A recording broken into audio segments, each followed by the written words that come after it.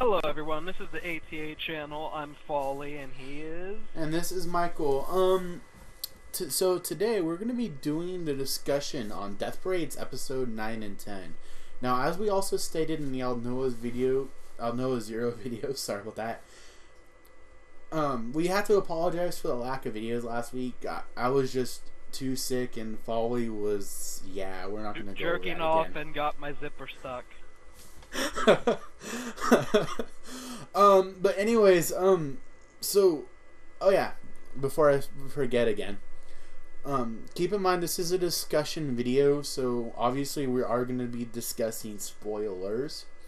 So if you have not watched episodes 9 and 10 of Death Parade, please stop this video now and go to Hulu, go to Crunchyroll, or wherever you watch your anime, and hopefully it has it on that site. Only on Hulu and Funimation.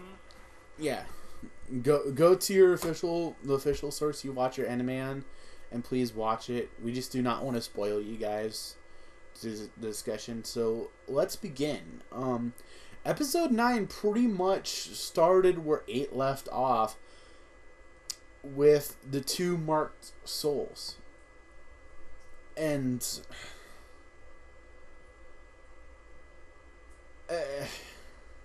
You don't even know how to talk about it, do you? it's just like, well, that fucking escalated, and it didn't even just fucking escalate. It's just... Episode 9 truly brought out the darkness within humans. Like, they say that, like, the true darkness resides in the heart of mankind, but, like, this definitely lives up to that, like, quote or statement, and, it definitely lives up to it, because the man, the detective, because I don't even remember his name, I don't think I want to remember his name, he put such a, like, he gave me such a sick feeling, like, I was sick to my stomach, I was cringing, I was, like, I was so scared, like, this episode drove fear into my very existence, because what he was saying was all true. It was very true, but at the same time, like, because if I'm not mistaken, I think he sent them both to the void. Of course he sent them both to the void, but we got such a freaking like shock from this episode. Their deaths and how they happened honestly did shock me as well. But Deckham's decision, to be honest with you, I didn't really agree with. I had to agree with it because because even though the brother was trying to protect his sister, you can't say that he didn't get a thrill out of killing someone. You can't say that he didn't. Look at evil will always exist. Like, that's definitely a truth, but like, that's kind of like saying, though, if they were judging a soldier, that they would pretty much automatically throw them into a void because they killed. The Arbiter's job is to try to do it without bias. Now, they're not going to give a shit if he killed during a war. He killed. He's a marked soul nonetheless. Well, no, a soldier, I wouldn't say that they would judge a soldier based on that, but the way that the brother acted throughout that course of time, and the way that Deckham was just, like, he was, like, practically broken by all of it himself, too. We got to see more emotion from both characters, but especially Deckham, seeing him just... I think he was more so broken in the aftermath of it than he was during it. Because he was... Nona brought a very good and valid point up to Deckham. Is that when you try to bring out the darkness in humans in that such way, their reaction will be extremely hostile, extremely volatile, and to be quite frankly, extremely dark. Like the reaction these two brought about. They brought out freaking a lot in me, too. So that's part of why I disagree that both of them should have been sent to the void. I'm not saying that it's completely invalid or valid. I'm just saying that I think the reason should have been given more thought. Personally, they should always be taken to the void if they get like that, because like, you know, the brother definitely had a choice, and he could have been reincarnated to see his sister, but like, oh, you're referring to afterwards, after the detective pretty much baited him. yeah, like, seriously, the brother had a decision. What good would he have gotten out of bringing more pain to that person? It's not going to satisfy him, because in the end, the detective won. I will agree with you there. It's just like, kind of like, put yourself in his shoes. Would you have done the same thing? Honestly, I wouldn't have let someone win like that. I feel like taking revenge would have only freaking like made him feel good about himself. If you don't take revenge and you let him live a life of darkness as he gets sent to the void, but I get reincarnated, I would definitely choose not to do that. If it was right in front of me, I would sit there and like. But would you have been able? Would you have been able to think rationally given what he has been going through? I mean, it's that. I don't know how else I can really put it, but under the circumstances, it's kind of hard for him to think rationally like that. Yeah, but Chiyuki was trying to help him, so you know she was doing her best. So like, honestly, I feel that if someone is given a helping hand, they should take that hand and walk away from the hand of death. So, kind of how it looks for me. Like I said, it's kind of hard to disagree at that point. I kind of brought in a sense of, like, I could understand both sides of it. And that episode was just dark and emotional. It was. And moving on to episode 10, pretty much Deckham confronts his boss as to the way they're bringing out the darkness in humans to try to judge these people. And instead he gets thrown a curveball. He has to judge Chiyuki, which is basically the black-haired woman you've been seeing up to this point. So, yeah, we figured out her name, and it's a beautiful name. She's a beautiful person, and I cried during this episode. I cried because the old lady that came in really kind of just so honest, and she was just so nice.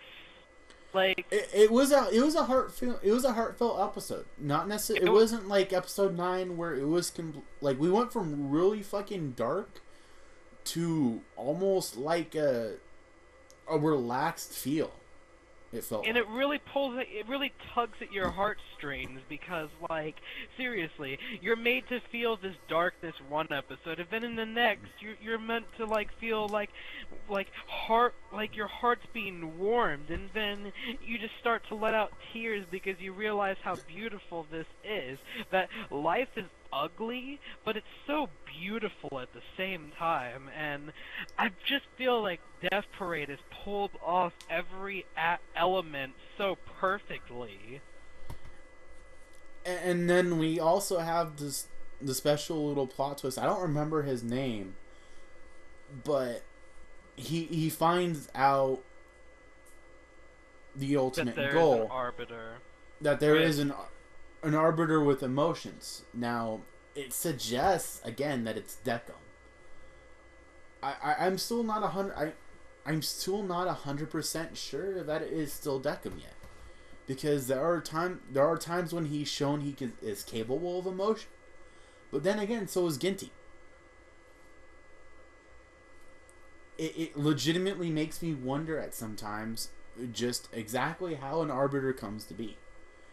And which kind of strengthens my original thought.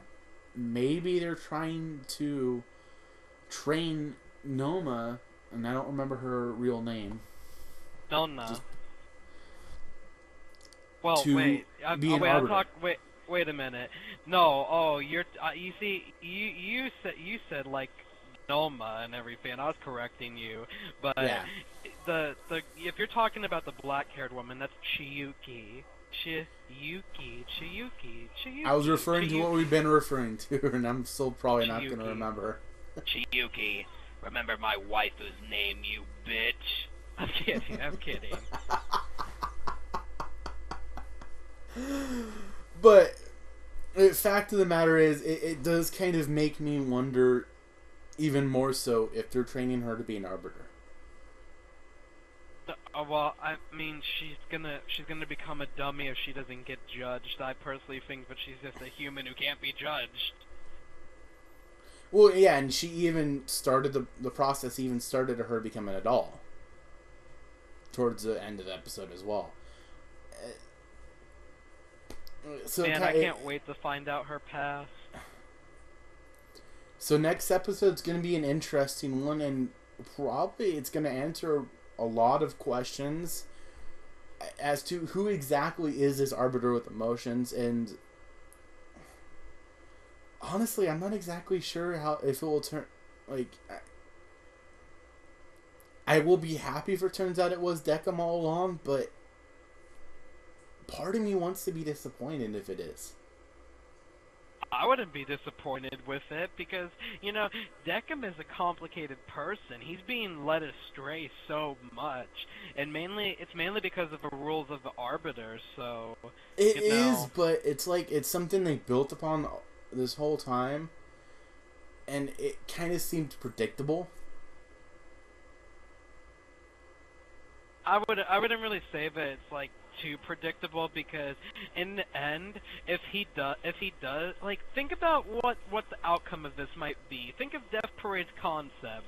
If it turns out he is the arbiter of human emotions, will he be judged, and will he be given, like, an option to go to, you know, the void or be even reincarnated himself?